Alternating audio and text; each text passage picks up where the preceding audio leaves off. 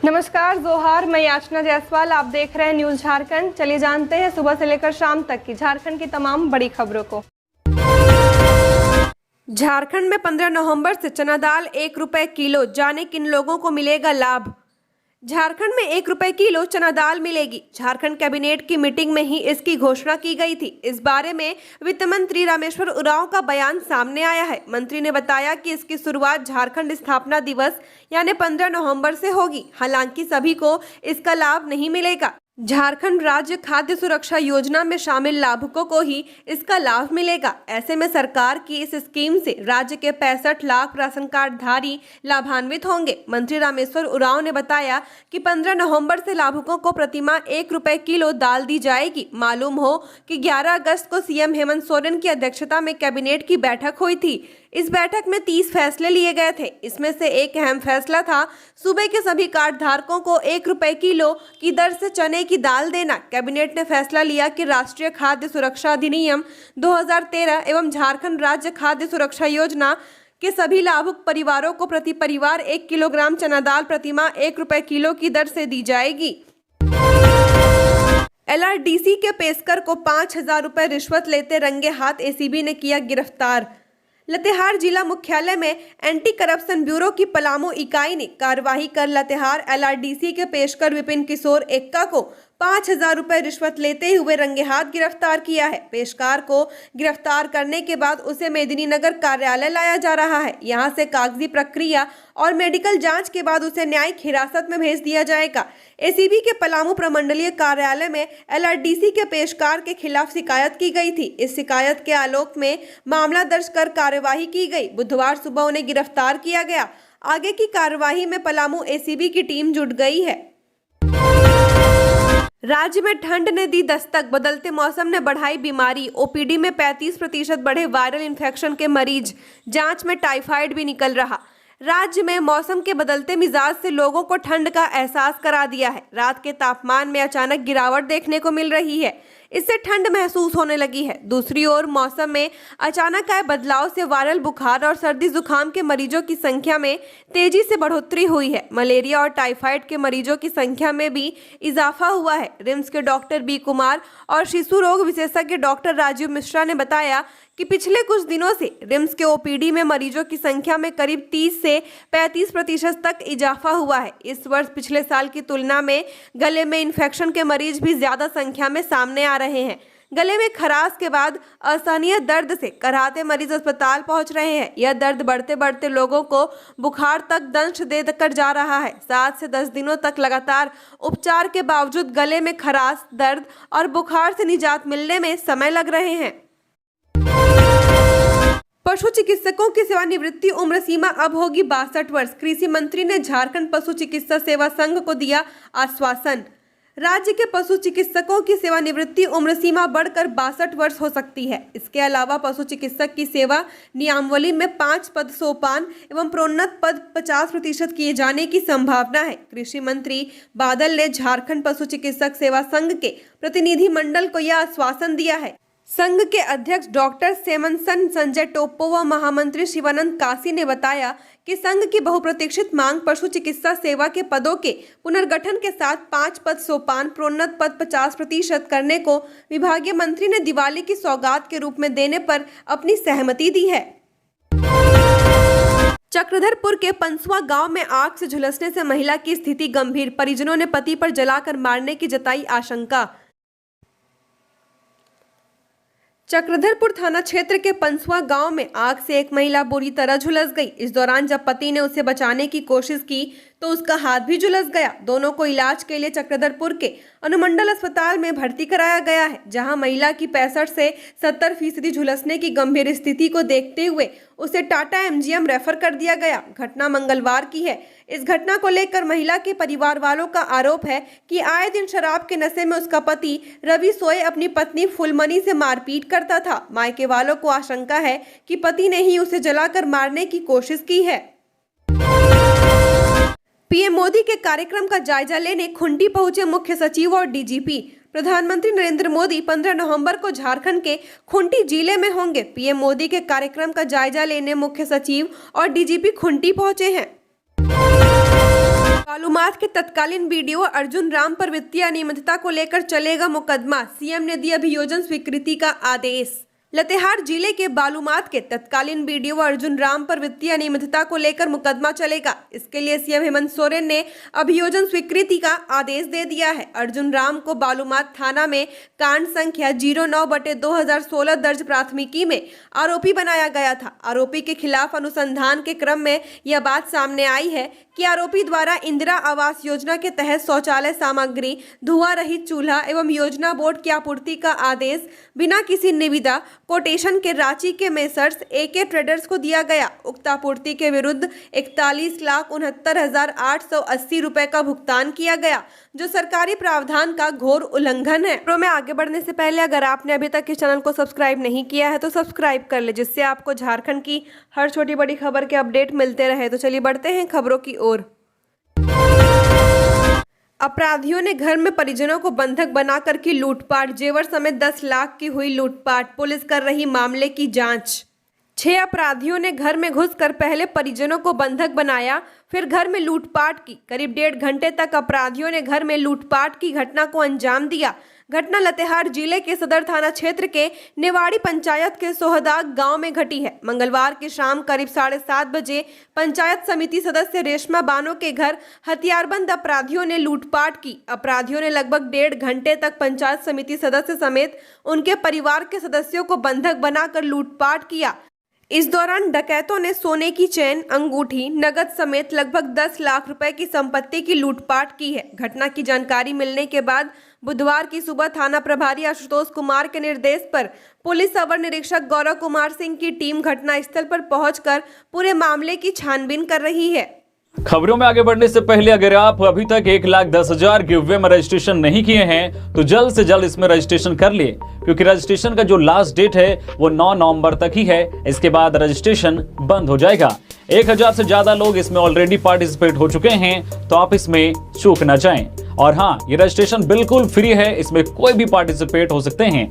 इसमें से किन्हीं 53 लकी विनर को 1,10,000 तक का कैश रिवॉर्ड दिया जाएगा। तो वीडियो के डिस्क्रिप्शन में लिंक है, जहां पर आप क्लिक करके आप इसमें रजिस्ट्रेशन कर सकते हैं। और हाँ, रिजल्ट का जो अनाउंसमेंट है वो धनतेरस के दिन यानी कि 10 नवंबर के दिन किया जाएगा।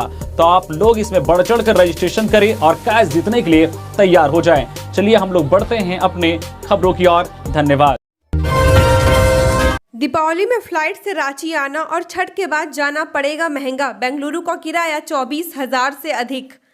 देश के विभिन्न राज्यों में रहने वाले लोगों को दीपावली में फ्लाइट से रांची आना महंगा पड़ रहा है। वहीं छठ पूजा के बाद वापस लौटना भी महंगा पड़ रहा है। दीपावली के एक दिन पूर्व 11 नवंबर को बेंगलुरु से रांची का किराया 12,790 से 24,838 रुपए, गोवा से रांची का किराया 12,089 से 20,858 रुपए, दिल्ली से रांची का किराया 12,831 से 13,828 रुपए, मुंबई से रांची का किराया 9,426 से लेकर 22,511 रुपए व हैदराबाद से रांची का किराया 11,783 से 18,872 रुपए है। छठ पूजा के बाद 20 नवंबर को रांची से विभिन्न शहरों के लिए विमान का किराया भी महंगा हो गया है। रांची से दिल्ली का किराया 10,325 से 28,605 रुपए, रांची से बेंगलुरु का किराया 11,376 से 21,403 रुपए, रांची से हैदराबाद का किराया 9,643 रुपए से 16,253 रुपए, रांची से मुंबई का किराया 11,676 से 18,725 रुपए व रांची से पुणे का किराया 14,976 से 23,338 रुपए तक पहुंच गया है। पीएम आईआईएम व आईआईटी के भवनों का उद्घाटन करेंगे। प्रधानमंत्री नरेंद्र मोदी झारखंड दौरे के दौरान भारतीय प्रबंधन संस्थान आईआईएम रांची के नए परिसर का उद्घाटन करेंगे। साथ ही आईआईटी आईएसएम धनबाद के नवनिर्मित भवनों का उद्घाटन भी प्रधानमंत्री के हाथों होना है। इस संबंध में पीएमओ की ओर से इन दोनों संस्थानों से संपर्क किया गया है। प्रधानमंत्री 15 नवंबर को झारखंड आ रहे हैं। वह भगवान बिरसा मुंडा की जन्मस्थली उलिहातू जाएंगे। यहां से प्रधानमंत्री विकसित भारत संकल्प यात्रा की शुरुआत करेंगे। यहीं से प्रधानमंत्री ऑनलाइन मोड में आईआईएम रांची व आईआईटी आईएसएम धनबाद के नवनिर्मित भवनों का उद्घाटन करेंगे। साथ ही भारतीय सूचना प्रौद्योगिकी संस्थान IIIT रांची के काके स्थित सांगा में बन रहे नए कैंपस का भी ऑनलाइन शिलान्यास करेंगे। रांची से पहली बार छठ स्पेशल ट्रेन। रांची से दरभंगा और हटिया से गोरखपुर तक जाएगी ट्रेन। बुकिंग आज से हुई शुरू। रांची रेल डिवीजन ने छठ में झारखंड से बिहार और उत्तर प्रदेश जाने वाले लोगों की परेशानी को समझते हुए छठ स्पेशल ट्रेन की शुरुआत की है। ऐसा पहली बार हो रहा है जब झारखंड से बिहार और यूपी के लिए त्यौहार स्पेशल ट्रेन चलाने की तैयारी की गई है। पहली ट्रेन दरभंगा के लहरिया सराय और दूसरी ट्रेन गोरखपुर तक चलेगी। दोनों ही ट्रेनों के लिए बुकिंग आज से शुरू हो चुकी है। दोनों ही ट्रेनों में कुल 24 बोगियां होंगी। पटेल चौक सिरमटोली रोड फिर बंद। रेलवे स्टेशन के पास लग रहा जाम। सिरमटोली फ्लाईओवर निर्माण के कारण सरकारी बस डिपो के आगे पटेल चौक का रास्ता फिर से बंद कर दिया गया है। इस वजह से पटेल चौक से सिरमटोली चौक की ओर जाने वाले वाहनों को रांची रेलवे स्टेशन की ओर से निकलना पड़ रहा है। ऐसे में रेलवे स्टेशन के पास अक्सर जाम की स्थिति बनी रहती है। इससे लोगों को काफी परेशानी होती है। पटेल चौक पर आवागमन बंद करने का सूचना पट भी नहीं लगाया गया है। इस कारण वाहन चालकों को इसका पता नहीं चल पाता है। बदलते मौसम में बच्चों और बुजुर्गों का रखे खास ख्याल। अस्पताल में लगने लगी मरीजों की कतार। सर्दियों के मौसम में अलग अलग तरह की बीमारियों का प्रकोप बढ़ जाता है। बुजुर्ग हाई ब्लड प्रेशर, अर्थराइटिस, जोड़ों में दर्द, डिप्रेशन, कफ, कोल्ड, दमा, सांस और हार्ट से संबंधित बीमारियों की चपेट में आ जाते हैं। बच्चों में सर्दी, गले में infection, pneumonia, asthma, sinus, viral fever, पेट दर्द, उल्टी, दस्त की शिकायतें बढ़ जाती हैं। MGM अस्पताल के चाइल्ड स्पेशलिस्ट डॉक्टर के चौधरी ने बताया कि ठंड का मौसम आने के साथ ही अस्पतालों में मरीजों की संख्या बढ़ गई है। MGM अस्पताल के OPD में प्रतिदिन 100 से ज्यादा बच्चे इलाज के लिए पहुंच रहे हैं। बदलते मौसम में परिवार के बच्चों और बुजुर्गों का ख्याल रखना जरूरी हो चुका है। ठंड में बच्चों को होने वाली बीमारी, डॉक्टर के चौधरी ने बताया कि बच्चे को बार बार सर्दी जुकाम होता है, सांस लेने में तकलीफ होती है, सांस के जरिए वायरस आसानी से शरीर में प्रवेश कर सकते हैं। इसकी बड़ी वजह बच्चे में रोग प्रतिरोधक क्षमता का कमजोर होना है। धूल, मिट्टी और प्रदूषण के कारण बच्चों में संक्रमण फैलता है। बच्चों में सिर दर्द, बुखार और सर्दी के लक्षण दिखते हैं। इसके अलावा चेहरे में दर्द और आंख नाक के पीछे दबाव महसूस होता है। ठंड से ऐसे करे बचाओ। शरीर को गर्म रखने के लिए पूरे शरीर को ऊनी कपड़ों से ढक कर रखें। बार बार त्वचा को मॉइस्चराइज करें। ठंडे पानी के सेवन से परहेज करें। हमेशा गुनगुना पानी पीने के लिए इस्तेमाल करें। स्वस्थ आहार का सेवन करें। ताजा भोजन करें। नियमित रूप से व्यायाम करें। ईडी के खिलाफ जेल में साजिश पर रिपोर्ट तलब। हाईकोर्ट ने जेल से ईडी अफसरों को फंसाने की साजिश और ईडी की जेल में छापेमारी से संबंधित रिपोर्ट मांगी है। चीफ जस्टिस संजय कुमार मिश्रा और जस्टिस आनंद सेन की अदालत ने मंगलवार को एक याचिका पर सुनवाई के दौरान ईडी को 21 नवंबर को सीलबंद रिपोर्ट पेश करने का निर्देश दिया है। शिवशंकर शर्मा की याचिका सुनवाई के दौरान प्रार्थी के अधिवक्ता राजीव कुमार ने अदालत के समक्ष कई मीडिया रिपोर्ट पेश करते हुए कहा कि जेल में बंद कुछ आरोपी अब ईडी अधिकारियों के खिलाफ साजिश रच रहे हैं। सरकार के इशारे पर ऐसा हो रहा है, इसलिए इस मामले में अदालत को खुद संज्ञान लेना चाहिए। इसके बाद अदालत ने महाधिवक्ता को बुलाया। अदालत ने महाधिवक्ता से कहा कि यह गंभीर मामला है, इसको हल्के में नहीं लिया जा सकता। HEC कर्मी 14 को निकालेंगे रैली, सीएम को सौंपेंगे ज्ञापन। HEC बचाओ मजदूर जनसंघर्ष समिति की बैठक मंगलवार को भवन सिंह की अध्यक्षता में हुई। इसमें निर्णय लिया गया कि 14 नवंबर को HEC मुख्यालय से 10:30 बजे कर्मचारी रैली निकालेंगे। बिरसा चौक पहुंचकर रैली सभा में तब्दील हो जाएगी। वहीं समिति का एक प्रतिनिधि मंडल मुख्यमंत्री से मिलकर उन्हें ज्ञापन देगा और HEC की वर्तमान स्थिति से अवगत कराएगा। साथ ही मात्र उद्योग को बचाने के लिए पहल करने की मांग करेगा। भवन सिंह ने कहा कि समिति द्वारा HEC को बचाने के लिए जो धन व सामान का संग्रह किया गया है, उस राशि से छठ पूजा के बाद मुख्यालय के समक्ष प्रतिदिन लंगर लगाया जाएगा। उन्होंने कहा कि यह कर्मियों के संघर्ष का ही परिणाम है कि प्रबंधन ने राउरकेला स्टील प्लांट से पैसा लाया है। 1-2 दिनों में 2 माह का वेतन भुगतान होगा। बैठक में लालदेव सिंह, प्रकाश कुमार, राम कुमार नायक आदि मौजूद थे। चीट फंड और नॉन बैंकिंग कंपनियों से जब्त पैसे निवेशकों को वापस करने से जुड़े मामले में राज्य सरकार सुप्रीम कोर्ट में दायर करेगी SLP। चीट फंड घोटाला मामले में निवेशकों के डूबे पैसों की वापसी को लेकर दायर नॉन बैंकिंग अभिरक्षा निवेशक सुरक्षा समिति सहित अन्य याचिकाओं की सुनवाई बुधवार को झारखंड हाईकोर्ट में हुई। मामले में राज्य सरकार की ओर से कोर्ट को बताया गया कि 11 सितंबर 2023 के हाईकोर्ट के आदेश को लेकर राज्य सरकार ने सुप्रीम कोर्ट में एसएलपी दाखिल करने का निर्णय लिया है, जिस पर हाईकोर्ट ने चीफ जस्टिस संजय कुमार मिश्रा की अध्यक्षता वाली खंडपीठ ने मामले की अगली 6 दिसंबर निर्धारित की है। दरअसल 11 सितंबर को हाईकोर्ट ने राज्य सरकार को निर्देश दिया था कि छोटे निवेशकों के डूबे पैसे को उन्हें मुहैया कराने के लिए राज्य सरकार 45 दिनों के भीतर हाई लेवल कमेटी बनाने का नोटिफिकेशन जारी करे। 37th नेशनल गेम, पंजाब को परास्त हॉकी, झारखंड की महिला टीम ने जीता कांस्य पदक। 30 अक्टूबर से 8 नवंबर तक गोवा में आयोजित 37वें राष्ट्रीय खेल 2023 में बुधवार को झारखंड के खाते में झारखंड की महिला हॉकी टीम ने एक पदक डाला। झारखंड की महिला हॉकी टीम ने तीसरे और चौथे स्थान के लिए खेले गए मैच में हॉकी पंजाब को 1-0 से पराजित कर कांस्य पदक प्राप्त किया। झारखंड की ओर से एकमात्र गोल प्रमोदिनी लकड़ा ने मैच के 8वें मिनट में फील्ड गोल के जरिए किया। झारखंड टीम के कांस्य पदक जीतने पर हॉकी झारखंड, खेल विभाग और झारखंड ओलंपिक संघ के सभी पदाधिकारियों ने पूरी टीम को शुभकामनाएं दी हैं।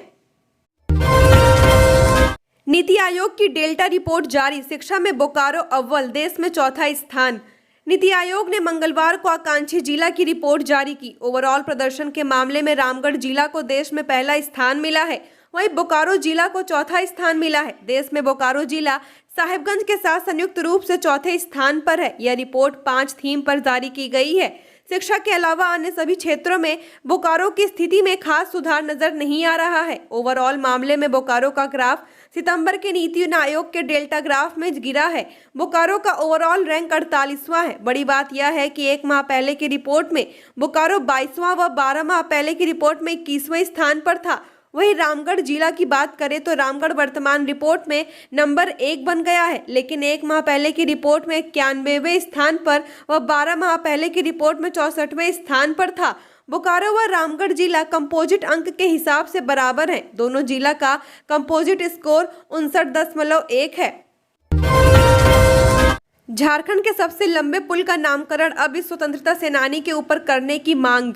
संताल परगना के अनुसूचित जाति के युवाओं ने मंगलवार को अमन राज के नेतृत्व में दुमका में बने राज्य के सबसे लंबे पुल का नामकरण अमर शहीद बिरजी मिर्धा के नाम पर कराने की मांग राज्यपाल से की है। इसे लेकर ज्ञापन उपायुक्त को सौंपा गया है। अमन ने कहा कि मुख्यमंत्री हेमंत सोरेन ने 30 अक्टूबर को उद्घाटन के दौरान पुल का नामकरण अपने पिता शिबू सोरेन के नाम पर दिशोम गुरु शिबू सोरेन सेतु रखने के प्रस्ताव पर सार्वजनिक सहमति प्रदान की है, जो परिवारवाद का द्योतक है। श्री राज ने कहा कि ऐसे कई गुमनाक वीर संताल परगना की धरती में हैं, जिनके नाम से स्मारक भी नहीं बन पाया है, न ही विश्वविद्यालय या पुस्तकालय बने हैं। ऐसा ही एक नाम स्वतंत्रता सेनानी अमर शहीद बिरजी मिर्धा का है, जिन्होंने भारत छोड़ो आंदोलन में अपने पति हरियन मिर्धा के साथ कंधे से कंधा मिलाकर अंग्रेजी हुकूमत के खिलाफ संताल परगना क्षेत्र से उलगुलान किया था। अमर शहीद बिरजी मिर्धा 28 अगस्त 1942 को अंग्रेजी हुकूमत से लड़ते हुए अंग्रेजों की गोली खाकर